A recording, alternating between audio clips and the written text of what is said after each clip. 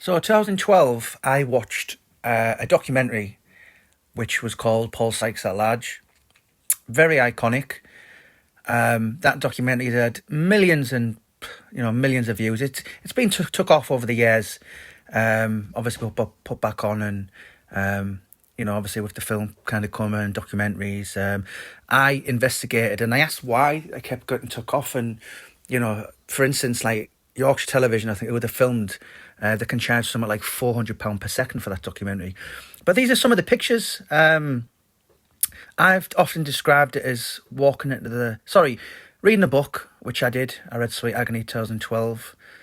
Watched that film, documentary, all 56 minutes of it, many, many times. And then walked into the story and I met the characters. For instance, that picture with totally unforgettable beard, Phil Wheatley, Governor, Hull Prison.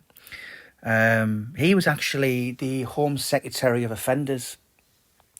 So he was not only a governor, he was very established in that kind of prison authority industry. I met him in Brick Lane less than 2 years ago. I did interview him many years ago as well for the first book. Obviously he knew Paul Sykes for the best part of 20 years, he said. And he described him as, it could be very funny, kind of humorous, I think he said, but he was also an extremely dangerous man, and he presented a lot of danger to his staff, and that's why he mostly had him in the prison, inside the prison, if you like. And I also, obviously, as I said, met a lot of the characters. A lot of the characters I reached out and they didn't really want to speak with, and for instance, like I went and stayed with Paul's wife. Now, Paul had 3 wives. I went and stayed with a lovely lady a couple of times actually, and as I said, a lot of people attached with him. Wanted to leave the past it was very kind of he wasn't a very pleasant character, to say the least, to certain people. And and as I said, I went to a lot of locations. I went to meet the filmmakers who made that iconic documentary. They filmed it in 88, 89 and 90, and it was released on December the 6th, 1990, so what's that, coming up 35 years ago. So I met them with Paul's sister. That's Roger Greenwood and Nick Lord, who you're looking at now, with Paul's sister in the middle. And I met him in the Majestic Hotel in Harrogate, and that was where they met Paul to basically start the beginning, the end, and just that whole documentary, because as I said, it took 2 years to film. I think they said to me it was something like 20 to 30 hours, and there was a lot of footage. Obviously Roger Greenwood's sadly no longer here now, but there was a lot of footage he actually had at home, and he invited me to his home in Otley to see some of the footage, and I never went, but I do know there's other footage of Paul Sykes at Large, which is the world has never seen. As I said, that's me with Roger Greenwood on the left and Nick Lord on the right. So the person who kind of really, I suppose, discovered Paul Sykes, if you like, certainly from a media point of view, was a guy called Fred Dinage, who was the official biographer for the Cray twins. Now, if you've seen Paul Sykes at Large, you'll remember a journalist interviewing Paul after his first fight, and he said, "What now?" And he's basically saying, 750 birds like Joe Bugner. And that was Fred Dinage, but obviously Sykes got far too much for Fred, and he was a headache, and he passed him over to Roger Greenwood and Nick Lord about mid-80s. And that's how the documentary came about. Obviously that's Terry Mitchell, a lovely man who sadly passed about a month or two ago. He was the only guy who really beat a prime Paul Sykes, in my opinion. A lot of people kind of took liberties with an old man he used to be in, but that was the sole reason alone why Lenny McLean and Paul Sykes never happened in November 1979 at Finsbury Park. Lenny put in his book that Sykes had a ruck with Ford Dorman, which there's a little element of truth in that, but it wasn't Ford, it was just Terry, and he absolutely wiped the floor with Sykes, and there was never any comeback. And obviously there's myself and John L. Gardner, the daddy.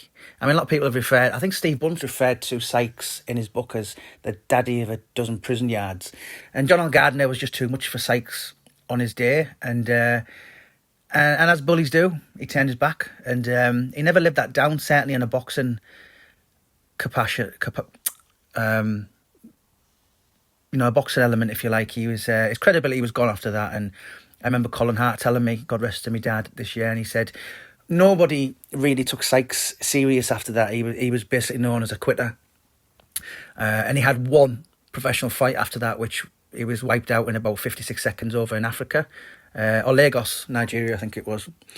That's a picture of myself, John L. Gardner, and John Spenceley, who Paul absolutely idolised. Anyone who's read Sweet Agony will know the name John Spenceley.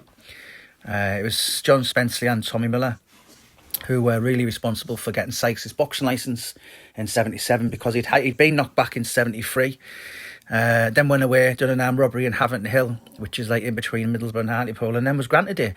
But it was basically John who'd relocated Paul from Wakefield to Teesside and let him live with him for 6 months, and basically panned it away. And obviously he was now not under the Yorkshire British Boxing Board of Control. He was now in the North East, and John was quite influential among that.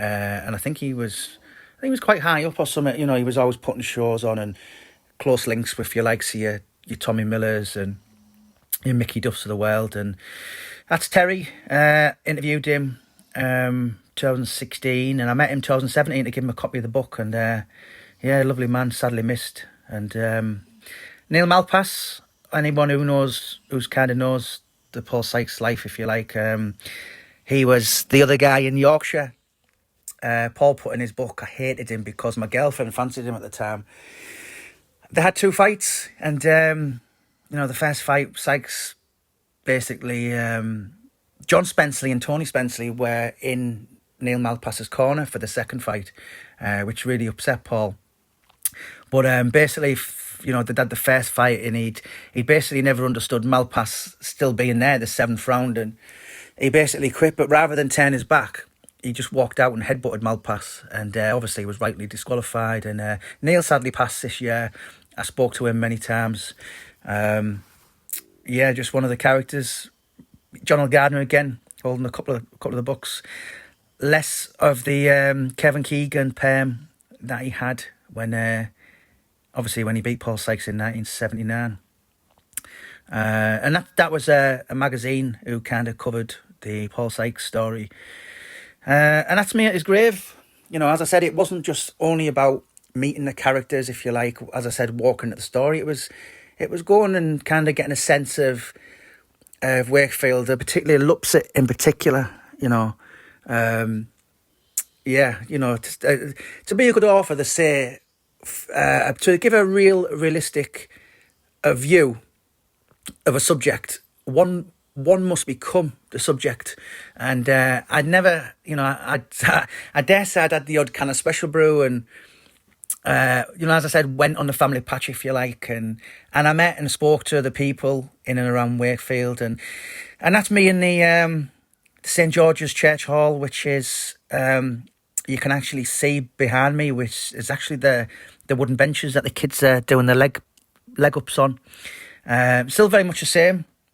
It looked a lot bigger on telly. It was pretty small when I went a year or 2 back. And that's that very spot at Bourne Lane where Mick Senior and Paul have a pint the day after he gets out of prison on September the 12th, 89. You can literally see that's still the same spot. Myself and Delroy Showers there. As you can see, he's not big. I'm only 5'8", so I think Delroy's he's about 5'5". Never drank, never smoked, but he's still a very capable man, very formidable. He was actually stronger than Paul Sykes lifting weight, so that's very, very puts into context. I think he was a judo champion as well in his youth. I've just released the book of his brother, his bigger brother, and more notorious. But Delroy Showers, very, very interesting character, and there was nobody closer to Sykes from about So they met in 1973, Hull Prison. obviously kind of Delroy, they were still kind of friends, but, you know, particularly the last 5 years of his life, I mean, nobody could help Paul Sykes. He thought he knew better, even when he lived on the streets and he was living in skips and all this kind of thing. And you know, Paul met Delroy the time before he was ill, before he died. It was about a couple of months before, if you like. And Delroy looked at him and said, "Why don't you change? Why are you doing this?"